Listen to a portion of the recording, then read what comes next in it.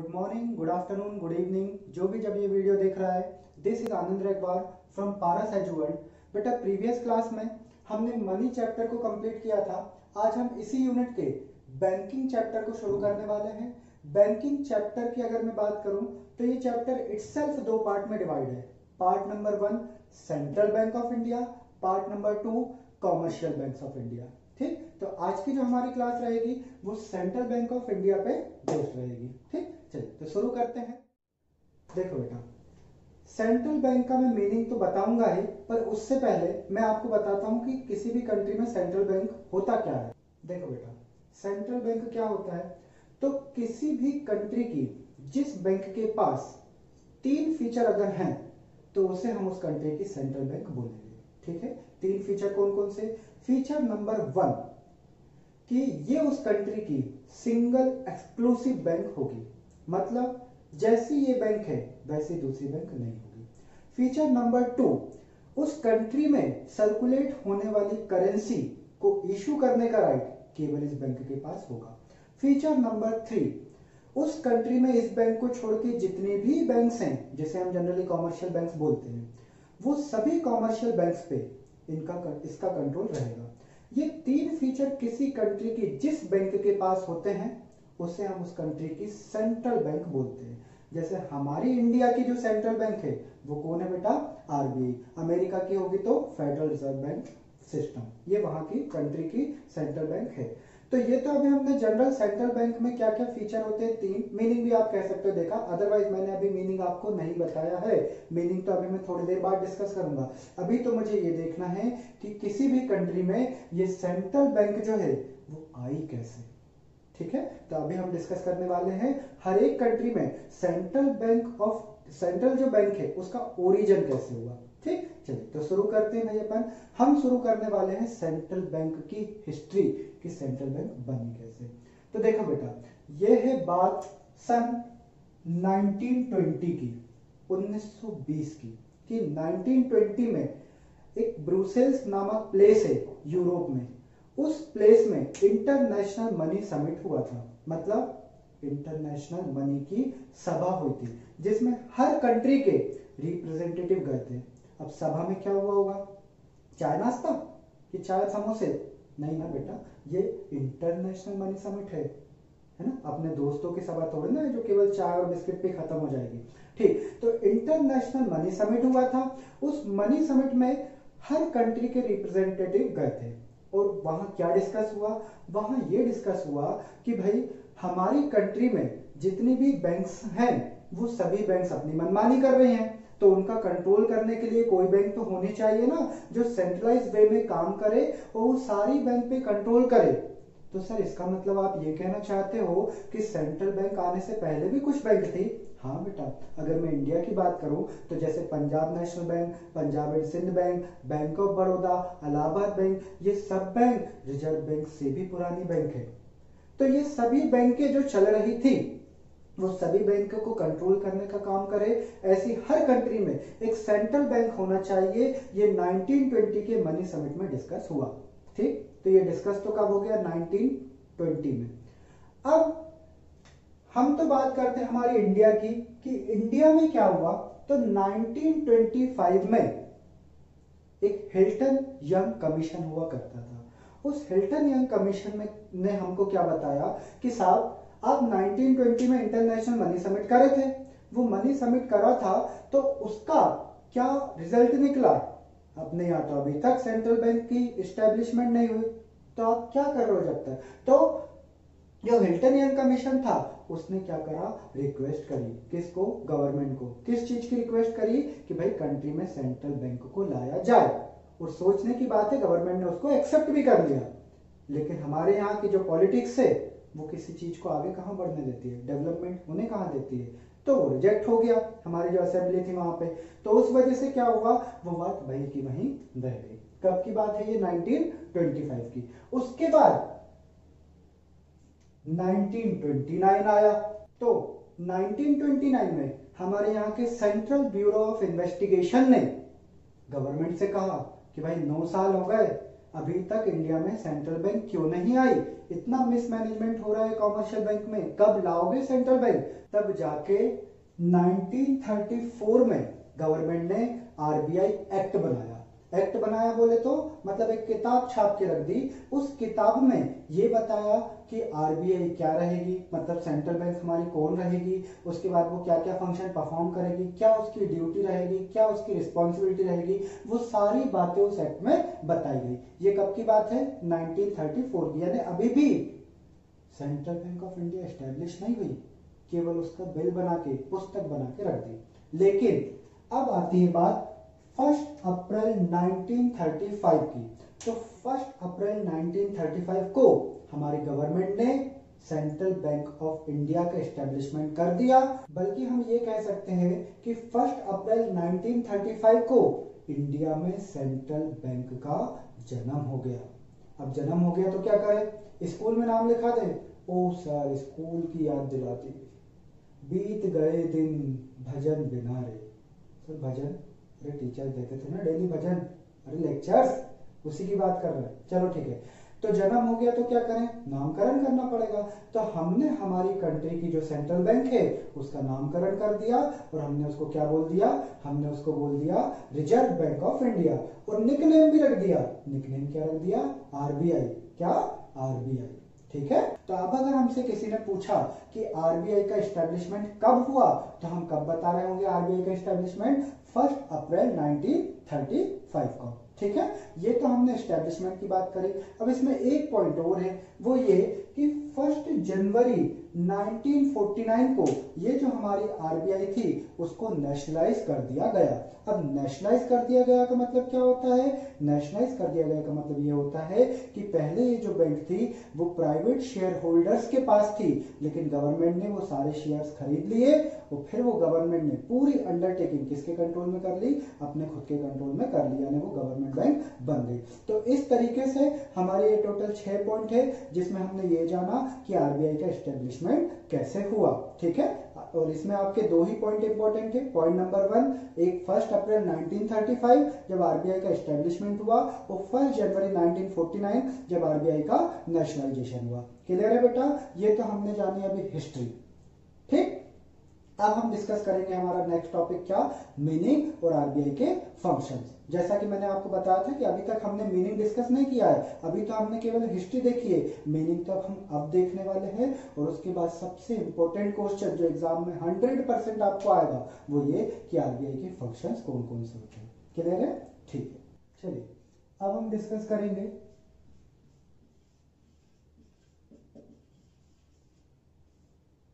Meaning of central bank. तो central bank के अगर मैं मीनिंग की बात करूं तो सेंट्रल बैंक एक ऐसा एपेक्स इंस्टीट्यूशन होता है। एपेक्स बोले तो सुप्रीम, मतलब सबसे ऊंचा।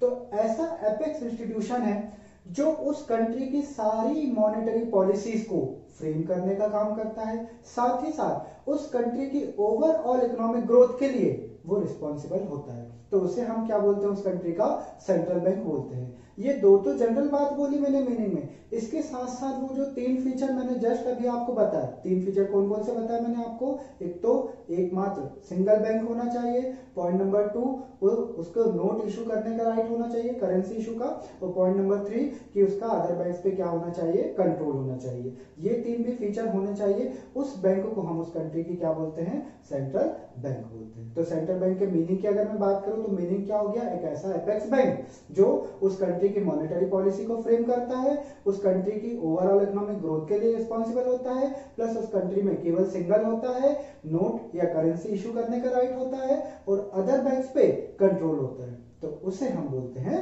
Central bank. क्लियर है बेटा? अब हम पढ़ेंगे functions of central bank of India या functions of RBI. A very important question from your exam point of view. ठीक है, इसलिए ये वाले सारे पॉइंट आपको अभी के अभी याद भी होने चाहिए। ठीक, चलिए सबसे पहला फर्स्ट नंबर का फंक्शन है हमारा, that is banker of issuing note.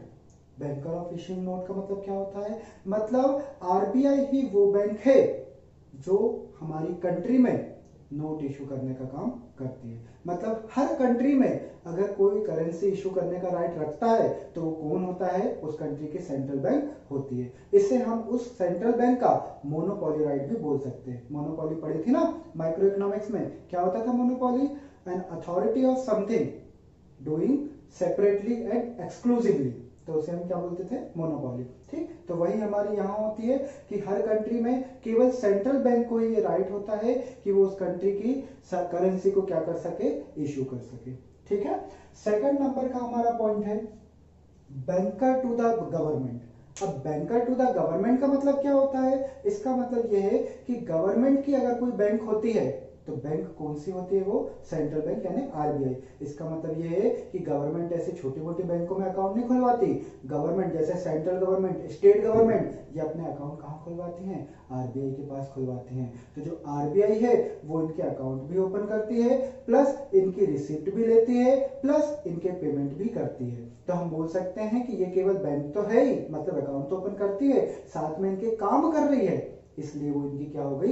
Agent हो गई। इसके साथ ही साथ मॉनेटरी पॉलिसी अगर बनानी है साथ में किसको? गवर्नमेंट को, तो उसके लिए एडवाइस देने का भी काम करती है। कौन करती है एडवाइस देने का काम? Central bank. किसको एडवाइस देने का काम करती है? गवर्नमेंट को। तो इस तरीके से गवर्नमेंट के 3 फॉर्म में आरबीआई काम करती है। फॉर्म नंबर 1 बैंक जिसमें अकाउंट खुलवाती है, फॉर्म नंबर 2 जिसमें रिसिप्ट और पेमेंट का करती है जिसे हम एजेंट फंक्शन बोलते हैं, और फॉर्म नंबर 3 जिसमें वो क्या करती है? एज एन एडवाइजर का काम करती है। तो गवर्नमेंट की ये कौन हो गई? एक तो बैंक हुई, एक एजेंट हुई और एक एडवाइजर हुई। ठीक, तो पहला फंक्शन हमने देखा। फर्स्ट फंक्शन हमारा क्या है? Issuing of banking, issuing of currency. और सेकंड नंबर का फंक्शन की हम बात करें तो सेकंड नंबर का फंक्शन हमारा क्या है? ये बैंकर टू द गवर्नमेंट। अब हम आते हैं थर्ड नंबर के फंक्शन पे। थर्ड नंबर का जो हमारा फंक्शन है वो फंक्शन है bankers bank and supervisor. Bankers bank मतलब जैसे देखो भाई, हमारी बैंक कौन होती है? ये नॉर्मल कॉमर्शियल बैंक जैसे एसबीआई हुई, कैनरा बैंक हुई, और इन बैंकों की भी अगर कोई बैंक है तो वो कौन होती है? वो होती है आरबीआई। तो आरबीआई को हमने पढ़ा था ना एपेक्स बैंक या सुप्रीम बैंक, वो इसीलिए बोलते थे जैसे हमारी ये सब बैंकें और इन सब की बैंक कौन होती है? हमारी सेंट्रल बैंक होती है। तो सेंट्रल बैंक वो बैंक है जिसके अंडर में ये सारी बैंकों के अकाउंट खुले हैं। साथ ही साथ ये सभी बैंकें इसके कंट्रोल में होती है। जो आरबीआई है वो कंट्रोल रखती है, सुपरविजन का काम करती है इन बैंकों पे, इसलिए हम बोलते हैं बैंकर्स बैंक एंड सुपरवाइजर। तो ये बैंकों की बैंक भी हुई, साथ में सुपरविजन का काम भी करती है। ठीक, फोर्थ नंबर का जो हमारा पॉइंट है वो है bankers of last resort. Sorry, अब ये बैंकर्स ऑफ लास्ट रिजॉर्ट का मतलब क्या होता है कि जैसे देखो भाई, अगर हमें पैसों की जरूरत होगी तो हम किसके पास भागेंगे? हम भागेंगे बैंकों के पास। बैंक की तो हमारी आखिरी उम्मीद है जो हमें पैसा देगी। ठीक इसी तरह ये जो बैंकें होती है, फॉर एग्जांपल कैनरा बैंक, कि अगर कैनरा बैंक को पैसों की जरूरत पड़ गई तो वो किससे मांगेगी? पहले तो वो अपने आसपास की बैंकों से मांगेगी। एसबीआई के पास जाएगी, बैंक ऑफ बड़ौदा के पास जाएगी, उसके बाद कॉर्पोरेशन बैंक से मांग सकती है। तो पहले तो वो इन बैंकों से पैसा मांगेगी, पर अगर इन सब बैंकों ने पैसा देने से मना कर दिया और कैनरा बैंक को पैसों की सख्त जरूरत है, तो फिर वो क्या करेगी? फिर उसके पास आखिरी ऑप्शन क्या बचेगा? आरबीआई। और आखिरी ऑप्शन, आखिरी उम्मीद, इसलिए हम उसको क्या बोलते हैं? Last resort. किस चीज का लास्ट रिजॉर्ट? क्रेडिट का, लोन का। तो उसको हमने क्या बोला? लास्ट रिजॉर्ट ऑफ बैंकर, यानी कि ये बैंकों के लिए आखिरी उम्मीद बचती। अगर यहां से पैसे नहीं मिले तो भूल जाओ कि फिर कैनरा बैंक को कहीं से पैसे मिलेंगे। आम जनता से तो मांग नहीं सकती, आम जनता से थोड़ी ना कहेगी कि लाओ पैसे दे दो। ठीक है, तो बैंक के जो है अदर बैंक से पैसे मांगती है, या फिर उनकी आखिरी उम्मीद कौन होती है? आरबीआई होती है। ठीक है, अब फिफ्थ नंबर का हमारा फंक्शन है कस्टोडियन ऑफ फॉरेन एक्सचेंज। अब कस्टोडियन का मतलब क्या होता है? अपनी कस्टडी में रखना, जेल नहीं बेटा। कस्टोडियन का मतलब होता है अपने कब्जे में रखना। कब्जे में मतलब अपने अंडर रखना। और फॉरेन एक्सचेंज का सिंपल सा मतलब है फॉरेन एक्सचेंज, से एग्जांपल डॉलर। ठीक है, तो जो फॉरेन करेंसी होती है, चाहे डॉलर हो, पाउंड हो, येन हो, यूरो हो, जितनी भी टाइप की फॉरेन करेंसी हैं, ये सब कैसे आती है? जब हम कोई गुड्स को एक्सपोर्ट करें, और एक्सपोर्ट करूंगा अगर मैं, तो मेरे को वो रुपए में थोड़ी ना पेमेंट करेंगे, मुझे वो पेमेंट कैसे करेंगे? उनकी कंट्री की करेंसी में करेंगे। तो उनकी कंट्री की करेंसी में जब वो मुझे फॉरेन एक्सचेंज देंगे तो वो मेरे क्या काम के? अगर मुझे आज डॉलर मिल गया तो ये डॉलर मेरे किसी काम का नहीं, तो मैं इस डॉलर का क्या करूंगा? मैं इस डॉलर को आरबीआई को दे दूंगा, और बदले में उनसे क्या ले लूंगा, रुपए ले लूंगा। जो भी फॉरेन एक्सचेंज का रेट चल रहा होगा, हम फॉरेन एक्सचेंज चैप्टर में पढ़ेंगे बहुत अच्छे से, फिलहाल में बस फॉरेन एक्सचेंज यानी फॉरेन करेंसी, ठीक है। तो मेरे पास जितना भी फॉरेन एक्सचेंज आया मींस फॉरेन करेंसी आई, वो सारी फॉरेन करेंसी में आरबीआई को दे दूंगा, वो अपनी कस्टडी में रखेगी और मुझे क्या दे देगी, वो रुपए दे देगी, ठीक है। तो इसे बोलते हैं function of custodian of foreign exchange, ठीक। आरबीआई का 6 नंबर का फंक्शन है क्लियरिंग हाउस फंक्शन। अब ये क्लियरिंग हाउस फंक्शन क्या होता है, तो जब भी दो बैंकों के बीच में फंड ट्रांसफर यानी अमाउंट का ट्रांसफर करना होता है, तो वो दोनों बैंकों को एक दूसरे के बीच में अमाउंट का ट्रांसफर करने का काम कौन करवाती है, वो काम करवाती है आरबीआई। मतलब दोनों के फंड के क्लियरिंग का काम करने का काम आरबीआई करवाती है, इसलिए हम उसे क्या बोलते हैं, क्लियरिंग हाउस फंक्शन बोलते हैं। अब ये कैसे परफॉर्म करता है जरा देखें। फॉर एग्जांपल ये आईसीआईसीआई बैंक, ठीक है, और यहाँ पे हमारी बैंक ऑफ इंडिया। अब आईसीआईसीआई बैंक को बैंक ऑफ इंडिया से 10,000 रुपए लेने हैं और बैंक ऑफ इंडिया को आईसीआईसीआई बैंक से 12,000 रुपए लेने हैं। आईसीआईसीआई बैंक को 10,000 रुपए लेने हैं और बैंक ऑफ इंडिया को 12,000 रुपए लेने हैं। तो अब ये ट्रांजैक्शन कैसे होगा, तो बीच में आएगी आपकी आरबीआई। अब आरबीआई क्या करेगी, आरबीआई देखेंगे कि इन दोनों बैंकों के अकाउंट यहाँ पे मेरे पास खुले हैं ऑलरेडी, तो आरबीआई ना तो 10,000 रुपए आईसीआईसीआई बैंक को देगी, ना ही 12,000 रुपए बैंक ऑफ इंडिया को देगी। वो दोनों के फंड को एडजस्ट करेगी, नेट करेगी और केवल 2,000 रुपए ट्रांसफर कर देगी इसके अकाउंट में, कैश नहीं, ट्रांसफर कर देगी किसके अकाउंट में, बैंक ऑफ इंडिया के अकाउंट में ट्रांसफर कर देगी। इससे क्या होगा, इससे बिना मनी एक दूसरे को दिए दोनों के अकाउंट क्या हो गए, सेटल हो गए, क्लियर हो गए। इसलिए इस फंक्शन को हमने क्या बोला, क्लियरिंग हाउस फंक्शन, यानी वो एज अ हाउस बैठी है, क्लियरिंग हाउस बैठी है और दोनों के अकाउंट के जो फंड है उनको क्लियर करने का उन्होंने काम किया, ठीक है। अब आरबीआई का सबसे लास्ट और सबसे इंपॉर्टेंट फंक्शन बचता है, that is controller of credit. Controller of credit को मैं सिंपली बोल सकता हूं controller of money supply. Money supply कल के वीडियो में पढ़ा था ना अपन ने कि एक कंट्री में जितने भी लोगों के पास मनी सर्कुलेट होती है उसे मनी सप्लाई बोलते हैं। सर भूल गए तो पहले पिछला वीडियो देखो, ये क्यों देखने लगे, ठीक। तो मनी सप्लाई को कंट्रोल आरबीआई कैसे करती है, तो उसके लिए कुछ वो टूल्स यूज करती है। वो टूल्स दो टाइप के होते हैं, एक होता है क्वांटिटेटिव टूल्स और दूसरा होता है क्वालिटेटिव टूल्स। अब क्वांटिटेटिव टूल्स में क्या क्या आते हैं और क्वालिटेटिव टूल्स में क्या क्या आते हैं, ये दोनों हम कल की क्लास में डिस्कस करेंगे। तो कल की क्लास बहुत इंपॉर्टेंट क्लास होने वाली है भाई। इसका मतलब ये है कि अगर आपने कल की क्लास डिस्कस करी तो आप ये मान के चलिएगा कि आपने सेंट्रल बैंक ऑफ इंडिया पूरा चैप्टर ही उड़ा दिया, ठीक है। इसलिए कल की क्लास कोई भी मिस नहीं करेगा। कल बहुत इंपॉर्टेंट टॉपिक है और वो ऐसे पॉइंट है जो कि आपकी मैक्रो इकोनॉमिक्स में कई बार यूज होंगे, ठीक है। तो आज के लिए बस इतना ही, बाकी का हम नेक्स्ट वीडियो में डिस्कस करेंगे। Till then goodbye to all of you, thank you so much.